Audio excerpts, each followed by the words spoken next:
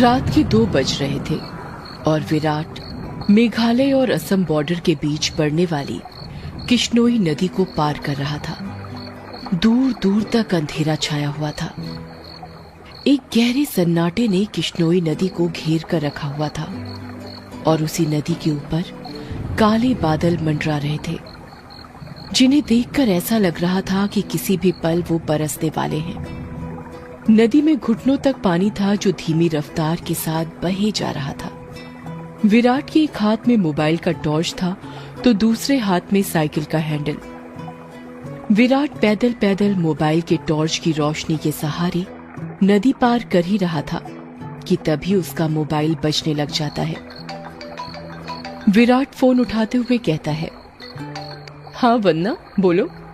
Mobile के अंदर से एक औरत की आवाज सुनाई देती है। कहाँ तक पहुंचे आप जी? किश्नोई नदी तक पहुंच गया हूँ वन्ना, बस ये किश्नोई नदी पार की और फिर मैं सीधे तुम्हारे पास। वन्ना की घबराते हुए आवाज सुनाई देती है। क्या कहा? किश्नोई नदी पार कर रहे हो आप? और नहीं तो क्या, अब तुम्हें तो पता ही है कि बंगला मुडा गांव से रोगंका मुचा गांव जाने का एकमात्र यही रास्ता है और वो भी नदी पार करके जाना पड़ता है। आपको इतनी रात में वापस नहीं आना चाहिए था, ग्रेवयार्ड कोठी में ही रुक जाना चाहिए था। आपको पता है ना नदी के पास वो घूमती है। विराट हैरानी के साथ पूछता है, वो घूमती है मतलब? आपको सब पता है पर फिर भी आप जानबूझकर ऐसा बोल रहे हैं ना? माँ जी ने बताया था ना कि नदी पार करते वक्त उसका नाम नहीं लेना चाहिए वरना वो सच में आ जाती है। वंदना, तुम भी ना कहाँ माँ की बातों में आ गई। लगता है माँ ने तुम्हें भी यक्षिणी की कहानी। विराट अपनी बात पूरी करता उससे पहले ही वंदना घबराते हुए कहती है, श्श, चुप हो जाओ जी। हे काली माँ, मेरे पति की रक्षा करना और अनजाने में इनसे जो अनर्थ हुआ है उसके लिए माफ कर देना। अब ये कभी उसका नाम नहीं लेंगे। विराट हंसते हुए कहता है, क्या वंदना, तुम भी ना, ये यक्षिणी वक्षिणी कुछ नहीं होती, समझी तुम? ये सब बस मनगढ़ंत बातें हैं जो गांव वालों ने बनाई है और कुछ नहीं। आप नहीं मानते तो मत मानिए, पर मैं तो मानती हूँ। आप ना जल्दी से आ जाइए बस। हाँ वन्ना, आ रहा हूँ, बस ये नदी तो पार कर लूं पहले। अच्छा मैं रखती हूँ। अरे ऐसे कैसे? तुम्हें नहीं लगता तुम कुछ भूल रही हो? मैं भूल रही हूँ? क्या भूल रही हूँ? यक्षिणी के बारे में याद रख सकती हो, लेकिन ये याद नहीं रख सकती कि आज हमारी शादी की सालगिरह है। गलती हो गई जी, माफ कीजिएगा। आपकी फिक्र में तो मैं भूल ही गई थी। विराट मुंह बनाते हुए कहता है, अब भूल गई थी तो उसकी सजा तो मिलेगी तुम्हें। सजा के लिए तैयार रहना। वन्ना प्यार से पूछती है, अच्छा तो क्या सजा देंगे आप? तुम्हारी सजा ये है कि तुम्हें आज रात भर जागना पड़ेगा। वन्ना शर्मा जाती है और शर्माते हुए कहती है, आप भी ना कैसी कैसी बातें करते हैं आप। अरे अपनी पत्नी से ऐसी बातें नहीं करूंगा तो किससे करूंगा? ठीक है, आ जाइए, मैं इंतजार कर रही हूँ आपका, जल्दी आना। वन्ना फोन कट कर देती है और विराट वापस से नदी पार करने लग जाता है।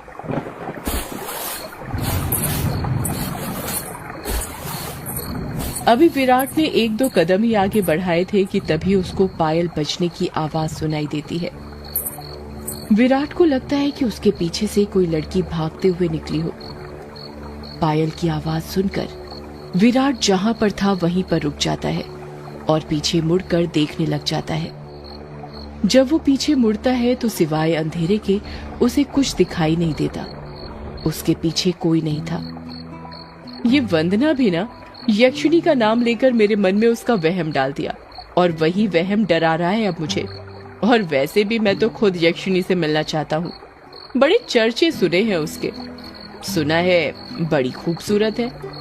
इतना कहकर विराट वापस से आगे बढ़ने लग जाता है। विराट मुश्किल से अभी 1-2 कदम चला ही था कि तभी उसे नदी के किनारे पर एक काला साया दिखाई देने लग जाता है।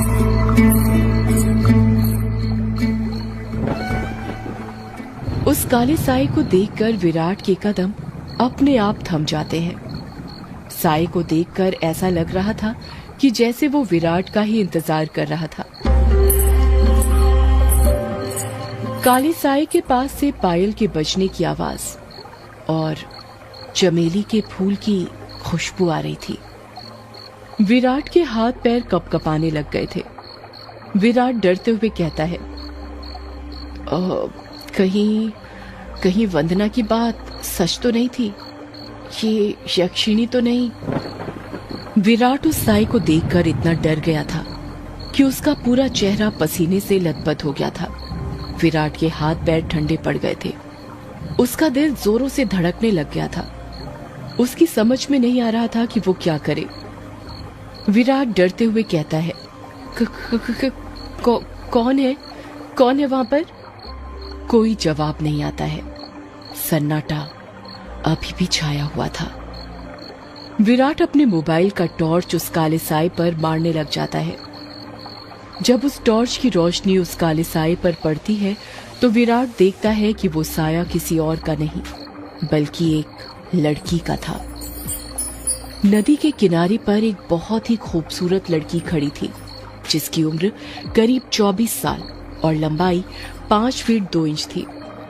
उसकी लंबी सी गर्दन, गुलाबी से होंठ, बाल खुले हुए जो उसकी कमर तक आते थे, उसका गोरा बदन और उसी गोरे बदन पर उसने काली साड़ी पहन रखी थी।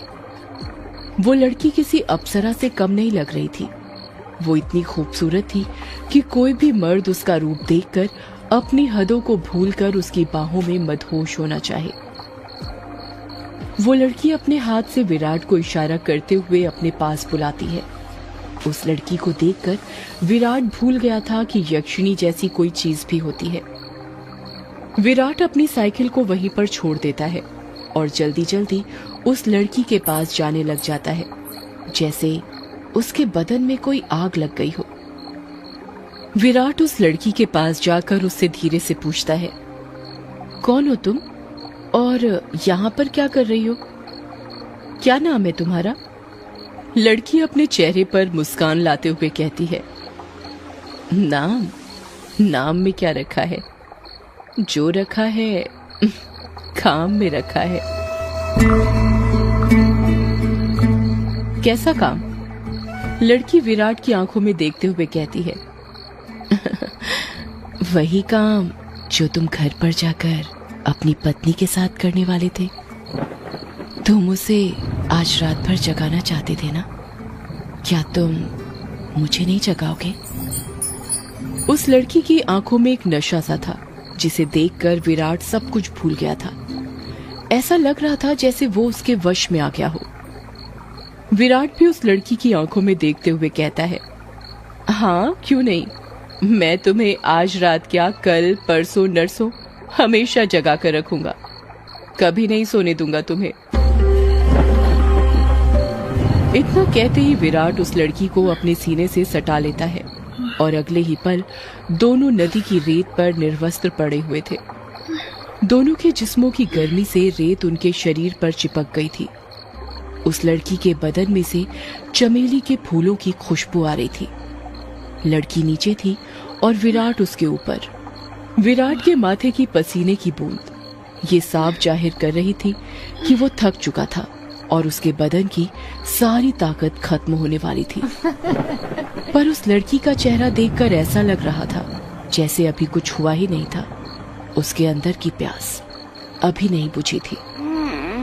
विराट अपने चरमोत्कर्ष अवस्था में पहुंचने वाला था और कुछ ही पलों में वो उस लड़की के बदन पर ध्वस्त होने वाला था। तभी उसकी नजर उस लड़की के वक्ष पर पड़ती है और वो देखता है कि उस लड़की के वक्ष पर धीरे धीरे झुर्रियां आने लगी थी।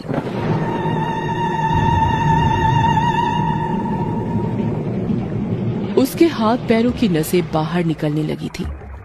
उसके बाल काले से सफेद होने लगे थे। देखते ही देखते वो लड़की अचानक से बूढ़ी औरत में तब्दील हो जाती है। ये सब देखकर विराट की आंखें फटी की फटी रह गई थी। उसका गर्म बदन अचानक से ठंडा पड़ गया था। विराट कांपते हुए कहता है,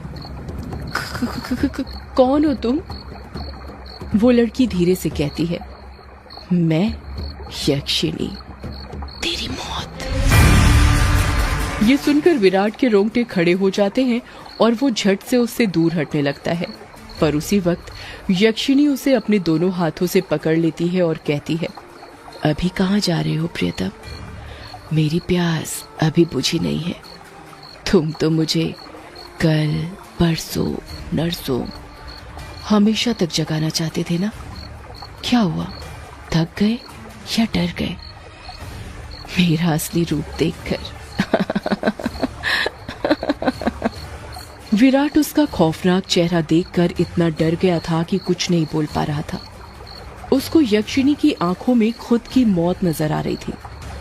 यक्षिणी गुस्से में कहती है, वासना की प्यास में तू ये भूल गया कमीने कि तेरी पत्नी वंदना तेरा घर पर इंतजार कर रही है और तू यहाँ पर मेरे साथ?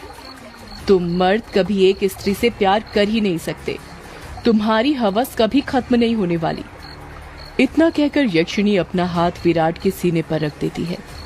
यक्षिणी के लंबे लंबे काले नाखून थे जो चाकू की तरह पहने थे। विराट डरते हुए कहता है, नहीं नहीं, ऐसा मत करो, जाने दो मुझे। जाने ही तो दे रही हूँ, भोली भेंटोला, भोली भेंटोला। इतना कहकर यक्षिणी अपना हाथ विराट के सीने के अंदर घुसा देती है और उसी वक्त जोर से काले बादल गरजने लगते हैं और बारिश होने लगती है। विराट के शरीर का खून नाखूनों के सहारे यक्षिणी के शरीर में जाने लगता है। जैसे जैसे खून यक्षिणी के शरीर के अंदर जा रहा था, वो वापस से जवान होती जा रही थी। यक्षिणी वापस से अपने पुराने रूप में आ गई थी और विराट का शरीर सूखकर सफेद पड़ गया था। उसके अंदर खून की एक बूंद तक नहीं थी, पर उसकी धड़कनें अभी भी चल रही थी। यक्षिणी अपना मुंह विराट के कान के पास ले जाती है और फुसफुसाते हुए कहती है, राम रो न राम रो, राम रो न राम रो। इतना कहकर यक्षिणी अपना खून से सना हाथ विराट के सीने से बाहर निकालने लग जाती है। जैसे ही यक्षिणी अपना हाथ विराट के सीने से बाहर निकालती है, विराट अपना दम तोड़ देता है, क्योंकि यक्षिणी के हाथ में विराट का दिल था जो सिकुड़ चुका था। अगले ही पल यक्षिणी विराट का दिल लेकर गायब हो जाती है, ठीक उस तरह जिस तरह बारिश की बूंदें होती हैं।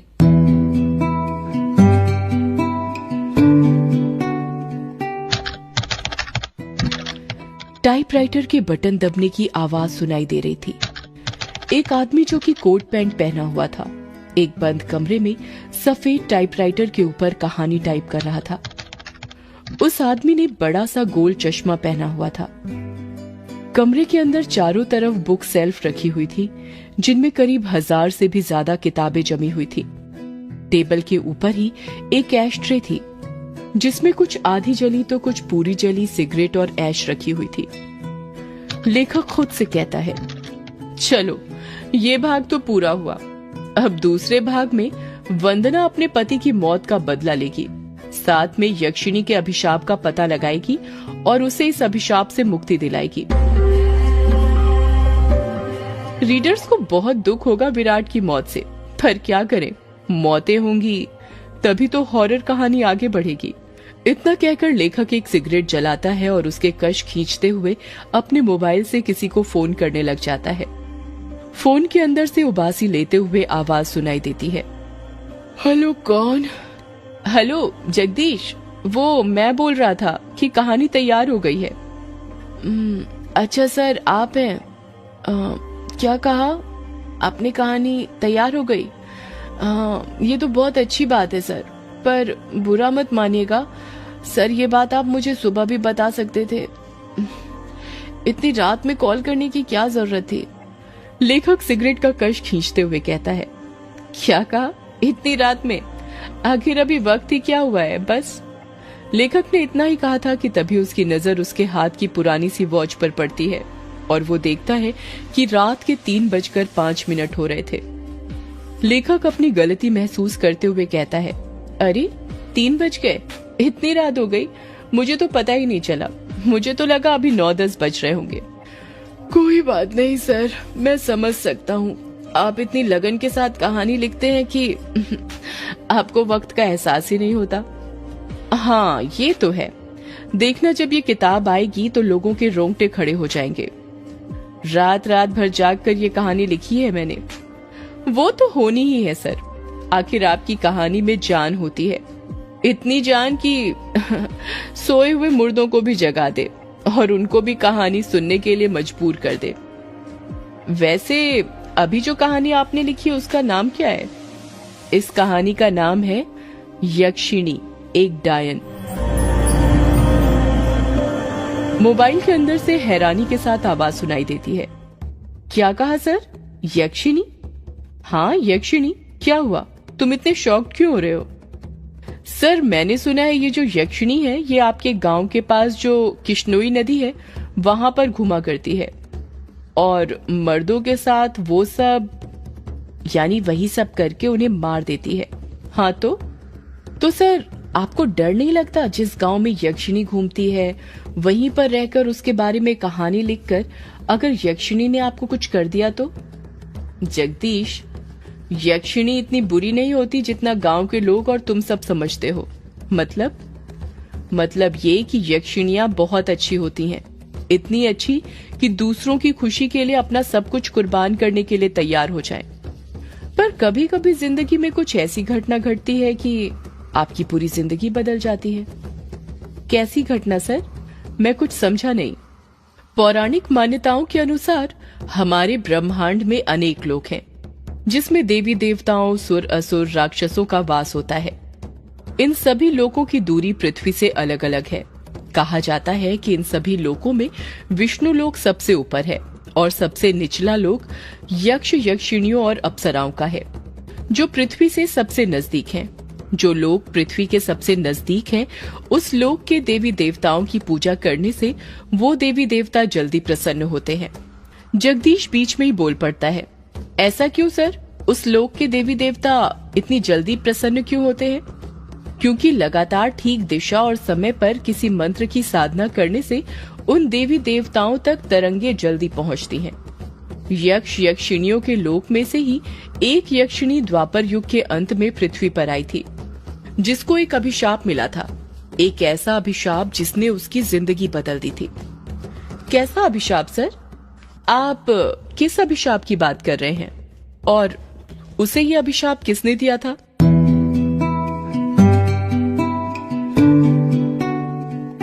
एक दूसरे लोक से पृथ्वी पर आई यक्षिणी को एक अभिशाप मिला था। आखिर क्या था वो अभिशाप और किसने दिया था? जानने के लिए सुनिए यक्षिणी एक डायन का अगला एपिसोड सिर्फ पॉकेट एफएम पर। सदियों से है पुरानी ये है यक्षिणी की कहानी। यक्षिणी एक आग है, यक्षिणी तेरा ख्वाब है।